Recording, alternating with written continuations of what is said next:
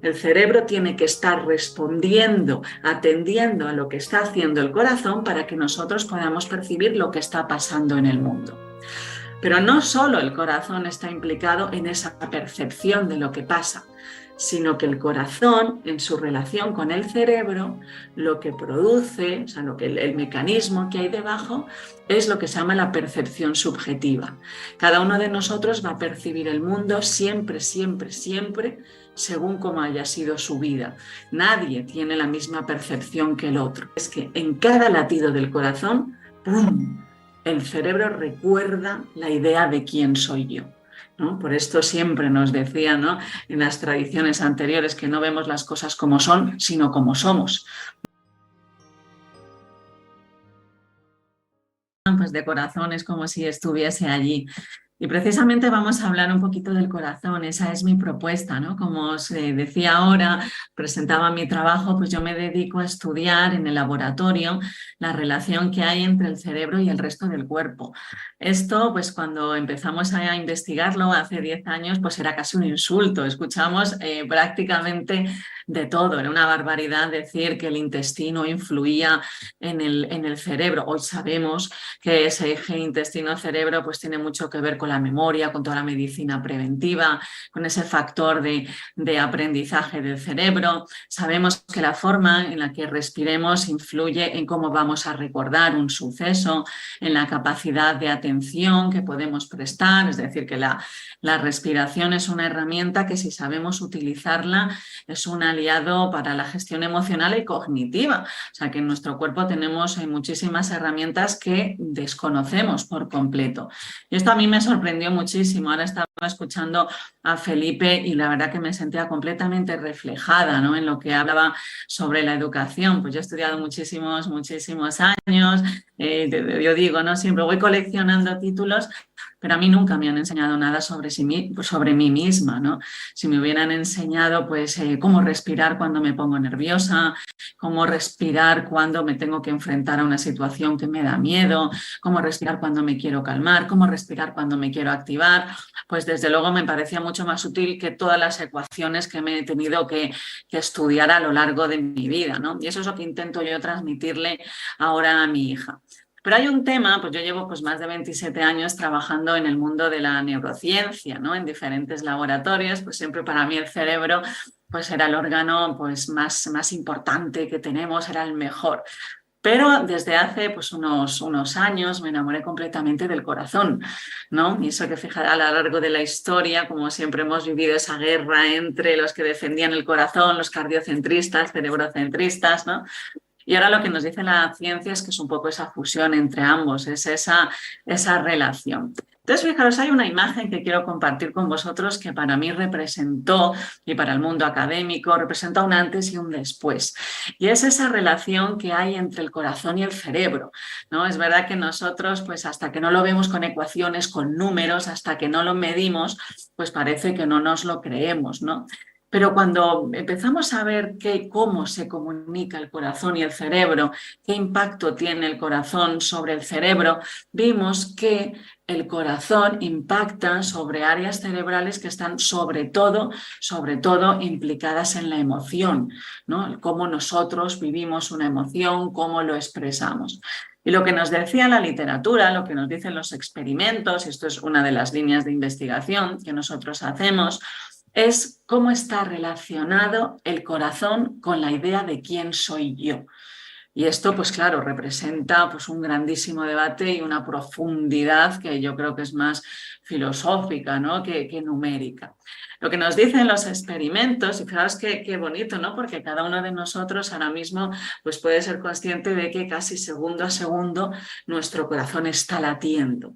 Pues en cada latido que emite nuestro corazón, pues unos milisegundos después de haber latido, ciertas neuronas de ciertas áreas de nuestro cerebro tienen que responder a ese latido. Es decir, nuestras neuronas sabemos que emiten descargas eléctricas, esta es la base del funcionamiento cerebral, pues ellas están haciendo su actividad, que son descargas eléctricas, y cuando el corazón ha latido, hay millones de neuronas en ciertas áreas del cerebro que tienen que responderle. Si esas neuronas no responden al latido de corazón, nosotros perdemos la percepción. Es decir, por ejemplo, yo me puedo imaginar o esperaría, si vosotros ahora mismo me estáis escuchando, me estáis atendiendo, vuestra percepción está depositada en lo que yo os esté contando, vuestro corazón y vuestro cerebro están en una gran comunicación. El cerebro tiene que estar respondiendo, atendiendo a lo que está haciendo el corazón para que nosotros podamos percibir lo que está pasando en el mundo. Pero no solo el corazón está implicado en esa percepción de lo que pasa, sino que el corazón, en su relación con el cerebro, lo que produce, o sea, el mecanismo que hay debajo, es lo que se llama la percepción subjetiva. Cada uno de nosotros va a percibir el mundo siempre, siempre, siempre, según cómo haya sido su vida. Nadie tiene la misma percepción que el otro. Entonces, lo que nos dice la literatura, fijaros, ¿no? lo impactante que es que en cada latido del corazón, ¡pum!, el cerebro recuerda la idea de quién soy yo, ¿no? Por esto siempre nos decían, ¿no?, en las tradiciones anteriores, que no vemos las cosas como son, sino como somos. Nuestra percepción siempre, siempre será subjetiva y dependerá del corazón. De tal forma que en el momento en el que el corazón acaba de latir, ¡pum!, percibimos más el mundo. Por ejemplo, si ahora nos pinchasen, nos hiciesen daño y ese pinchazo coincidiese con el latido del corazón, nos dolería más que si nos pinchan medio segundo después. Es decir, en cada latido la percepción se abre completamente y nuestra sensibilidad es mucho más profunda. Por tanto, en cada latido yo miro el mundo según tenga la idea que yo tenga del mundo. Cada latido yo miro, ¿no?, siempre desde mis ojos. A mí esto pues me impactó. Esto es algo que cambia muchísimo la visión que tenemos, no solo en la neurociencia, sino la que pues podemos entendernos como ser humano. Pero cuando nosotros estábamos haciendo los experimentos, pues medíamos, por ejemplo, cómo esta relación entre el corazón y el cerebro se debilita en personas que tienen enfermedad de Alzheimer, es decir, cuando empiezan a perder su identidad, cuando empiezan a perder la memoria. Claro, es que memoria, recordar, es recordis, volver a pasar por el corazón. Cada vez que nosotros percibimos el mundo, recordamos cómo es el mundo. Ese recordar cómo es el mundo pasa por el corazón. Cuando hacíamos los experimentos, estábamos midiendo los campos eléctricos del corazón, los campos magnéticos del cerebro. Algo que nos sorprendía es que el campo eléctrico del corazón casi se salía del cuerpo. Era muy fácil medirlo, se traspasaba, ¿no?, las fronteras. Y entonces se nos ocurrió hacer algo que ya se empezaba a intuir un poco en el mundo científico. ¿No será que los corazones se comunican, ¿no? Si ese campo eléctrico es tan grande que parece que se sale de nuestro cuerpo, ¿qué pasa si ponemos a dos personas juntas dentro de una máquina y medimos sus corazones a la vez? Pues esto es lo que hicimos. Estos son, el de rosa es mi compañero Gustavo y el de la camisa azul es un periodista que vino a hacer un reportaje a nuestro laboratorio. Entonces le metimos allí, mira, pues te vamos a medir el cerebro y te vamos a medir el corazón. Pero no solo eso, sino que vamos a ver si tu corazón se comunica con el de nuestro compañero. Entonces, al principio, pues medíamos los dos corazones y, bueno, cada corazón tenía su dinámica. Como vemos aquí en estas gráficas que os pongo en rojo y en negro, pues el corazón de rojo era el de mi compañero Gustavo y en negro era el de este periodista. Pero al cabo de un rato, ambos empezaron a respirar a la vez, ambos empezaron a meditar a la vez. ¿Y qué es lo que pasó? Que los corazones se acoplaban, ¿no?, que empezaban a disparar a la vez. Encontrábamos a lo largo de media hora regiones significativas de fases de sincronización entre los corazones. Es decir, sin hablar, sin mirarse, había algo, ¿no?, de una comunicación que era matemática, que nosotros medíamos entre los corazones. Esto coincidió en el momento en el que, cuando estábamos haciendo estos experimentos, yo acababa de ser mamá, ¿no? Y aquello me impactó. Me dije, bueno, si los corazones de estos dos compañeros, de estas dos personas se han sincronizado, pues para mí la pregunta obvia era, ¿qué pasa cuando yo estoy con mi bebé? ¿no? Pues entonces empezamos a estudiar, empecé a repasar toda la literatura y encontré un campo en el que pues, llevo investigando durante años, que es la sincronización entre los cuerpos de personas y lo que supone eso en nuestra sociedad.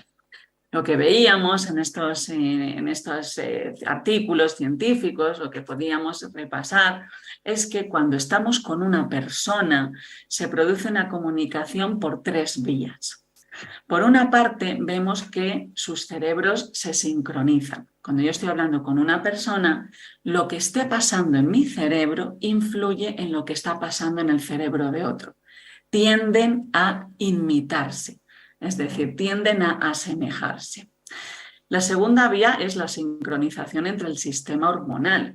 Cuando pues, yo tengo ciertas hormonas que se están liberando por mi cuerpo, imaginaros, por ejemplo, que yo estuviese muy estresada, entonces en mi cuerpo hay mucho cortisol, esto se le transmite y aumenta en mi hija la probabilidad de generar esta hormona del estrés, aunque yo llegué a casa muy tranquila y callada y sin pegar gritos. Fijaros qué interesante es esa comunicación. Y la tercera es la del corazón. Pero vamos a detenernos un momento en esta sincronización que sucede entre los cerebros, porque a mí me parece que es muy importante, sobre todo para la educación. Si yo estuviese allí en vivo, estuviese con vosotros y hubiera tenido esa inmensa suerte, la sincronización, es decir, el cómo se han acoplado, cómo de similares serían nuestros cerebros, hubiera sido mucho más intensa que si lo hago por la pantalla. Pero aunque yo esté hablando por la pantalla, como estoy ahora, pues si vosotros hubiéramos hecho una imagen, una foto de vuestros cerebros hace 5 minutos y ahora, vuestros cerebros se parecen más al mío ahora que hace 5 minutos. ¿Por qué? Porque me estáis prestando atención. Y esto también sucede a través de la pantalla. Cuando empezamos a investigar esto, cuando yo repasé toda esta literatura, lo primero que pensé es, madre mía, ¿a quién le prestamos atención cuando nos ponemos a ver la tele? ¿No? ¿Por qué? Porque eso sucede. Y entonces yo caí en una especie de psicosis en cuanto pues me ponía a ver la tele, ¿me quiero sincronizar mi cerebro con este? ¿Me quiero sincronizar con esta que está pegando gritos en la tele? Y esto sobre todo lo que me hacía pensar era en mi hija era muy pequeñita en ese momento, en mis sobrinos. ¿Qué es lo que ven a través de las pantallas? ¿Qué es lo que vemos? ¿A quién le prestamos atención? Porque estar un rato viendo a personas que no nos aportan no solo es una pérdida de tiempo. Nuestros cerebros se están sincronizando y durante todo ese tiempo nuestros cerebros están aprendiendo de esos patrones con los cuales se están sincronizando.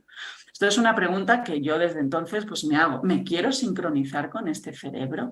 ¿No? Esto es algo que yo creo que deberíamos plantearnos, ¿no? Y sobre todo pues aquellas personas que tienen más difusión en la televisión, ¿qué quiero hacer? ¿Qué quiero impactar? Pero fijaos que hay una cosa aquí que es muy interesante. Si yo estoy hablando, pues nuestros cerebros empezarán a comunicar. Pero si yo hablo expresando mucha emoción, pues imaginaros, como todos hemos visto en la tele, a veces alguien que sale gritando unos a otros, la sincronización es mayor. Cuando hay emoción de por medio, la sincronización entre los cerebros es más fuerte, ¿no? Esto también a mí me suponía pues, una llamada de atención tremenda, ¿no?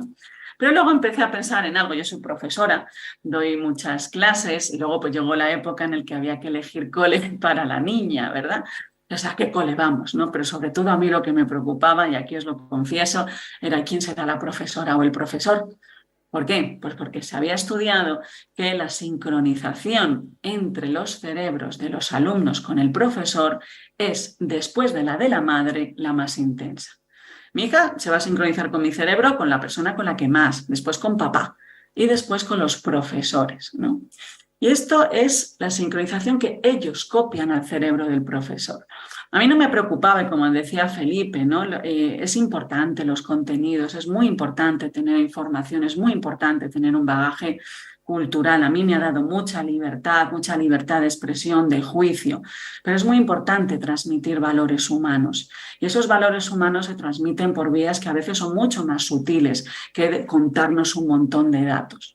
Cuando nos presentamos en una clase y pues aquellos alumnos nos van a prestar atención, imaginaos cuando son pequeñitos, ¿no? Que son esponjas completamente, ¿qué les estamos transmitiendo? ¿No? ¿Qué persona hay ahí detrás?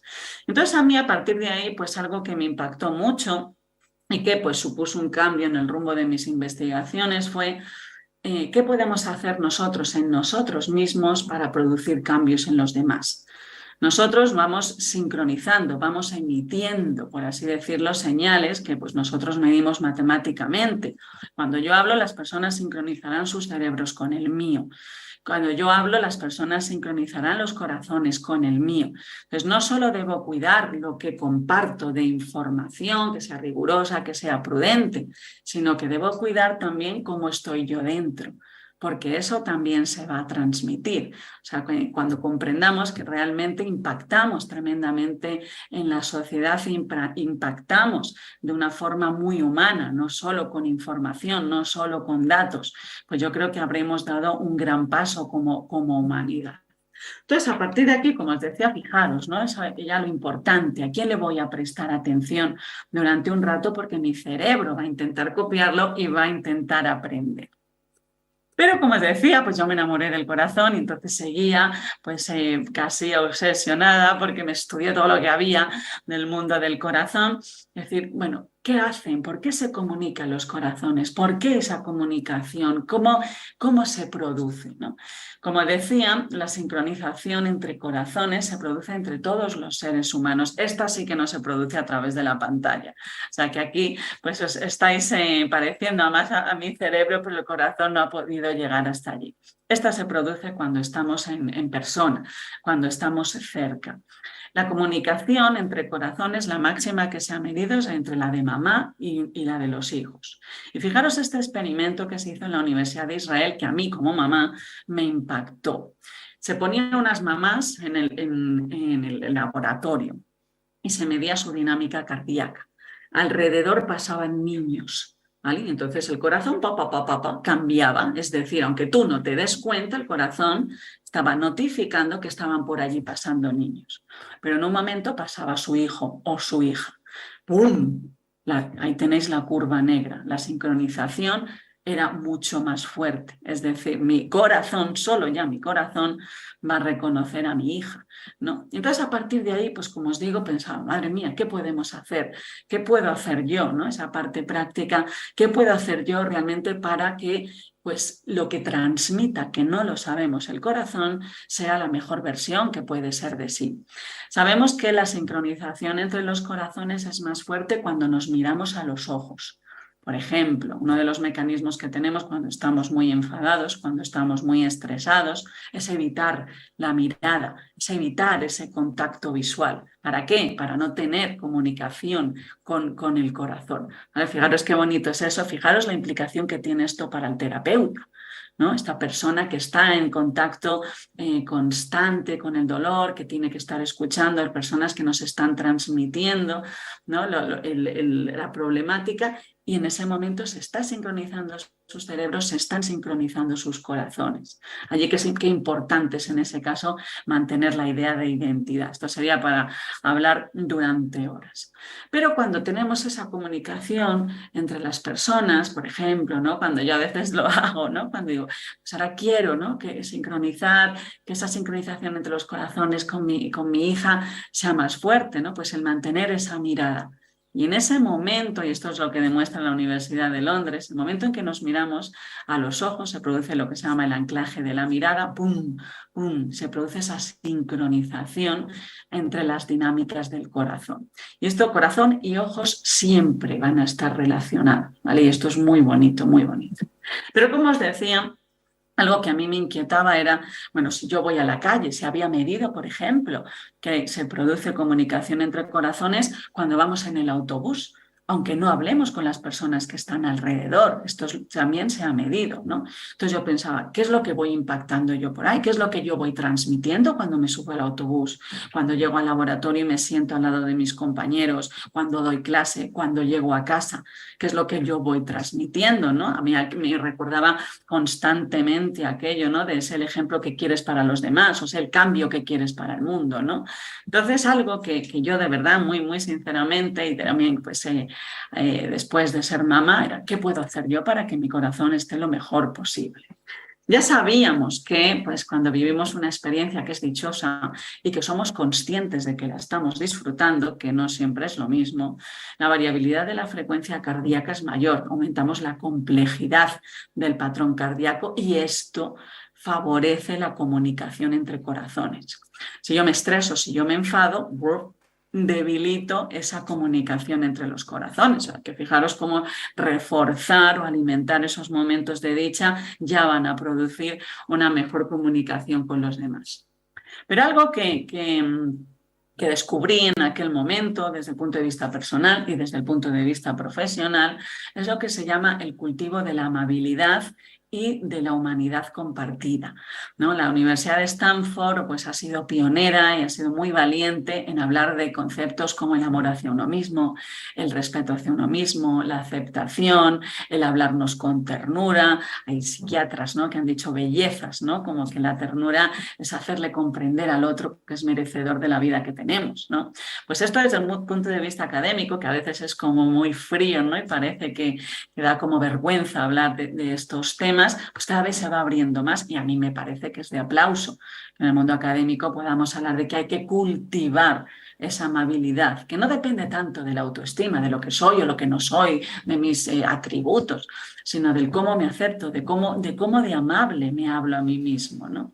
Pues la amabilidad y el sentir esa humanidad compartida, que fijaros la humanidad compartida lo que tiene que ver pues con todo lo que hemos hablado de esa relación que hay entre los cuerpos.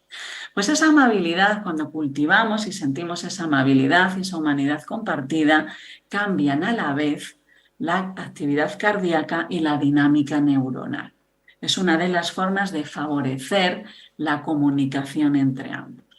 Entonces, desde mi humilde pues, posición como académica y como científica, lo que yo intento es difundir pues, básicamente 3 mensajes que a mí me parecen claves.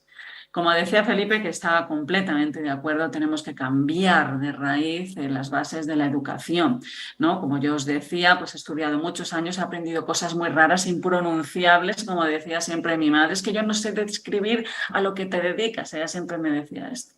Pues yo sé hacer cosas muy raras, pero a mí nadie me ha enseñado a gestionar mis emociones, nadie me ha enseñado a respirar, nadie me ha enseñado a estar conmigo misma. Tenemos que aportar esa humanidad y esa humildad al mundo académico, que me parece fundamental. Tenemos que tratar, yo creo, la psicología, lo que yo llamo de abajo hacia arriba y de arriba hacia abajo. La psicología para mí tiene que partir del cuerpo. Tenemos que hablar, cuando hablemos de la psicología, de la salud mental en nuestros niños, en los adolescentes, en los adultos. Tenemos que hablar de la dieta que comemos. Podemos hablar mucho de la psicología, pero luego estamos comiendo esta comida basura que sabemos que favorece absolutamente la expresión emocional más exagerada. Entonces podemos avanzar mucho en una dirección y luego damos 20 pasos hacia atrás con esas comidas que pues nuestros jóvenes compran diariamente. Esto yo lo veo en el parque, ¿vale? Entonces, hablar de la psicología es hablar de la respiración, es hablar de alimentación, es hablar de la postura corporal, es hablar de la consciencia del propio cuerpo. Pero también podemos hacerlo desde arriba hacia abajo, es hablar de la actitud, es hablar de cómo vivimos la vida de forma presente, ¿no? Pues, por ejemplo, para que veamos, ¿no? Solo por el hecho de ser conscientes de que nuestro corazón se comunica con el cerebro o de que nuestra respiración influye sobre el cerebro, esa influencia, esa comunicación aumenta. Esto es lo que nosotros medimos, solo por el hecho de ser consciente de ello. Fijaros el papel, la capacidad que tiene la atención como herramienta fundamental, como decía Harvard, ¿no?, de la influencia que tiene la mente sobre la materia. Pero sobre todo, y si me tuviera que quedar con algo, me tuvieran que decir, pues si tuvieras que apostar por un solo proyecto en la investigación, sería el de promover, sin duda alguna, la amabilidad y la humanidad compartida. Y de todo corazón y desde Madrid, desde España, muchísimas gracias por la invitación. Ha sido un verdadero honor estar aquí. Gracias.